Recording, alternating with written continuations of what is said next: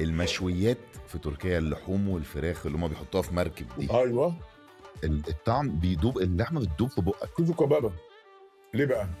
تركيا عندها بهارات جميله جدا، وبيستغلوا دايما البابريكا والطماطم في المشويات. ماشي. طماطم ماده حامضه، والبابريكا بتساعد على تنميه او تفتيت المسام بتاع اللحوم. يعني حتى الكفته بتاعتهم بتبقى مختلفه عن الكفته بتاعتنا، ده ايوه حقيقي، جدا. ده حقيقي. فيها طماطم، فيها بابريكا، جوسي. برضه كفته الفراخ نفس القصه. التتبيله بتاعت التركيه بتاخد طماطم بوريه، كاتشب، بابريكا دي وسبايسي شويه، تمام. وتوم. يعني احنا بنحط في الكفته توم، امم. فبتديك تست حلو جدا.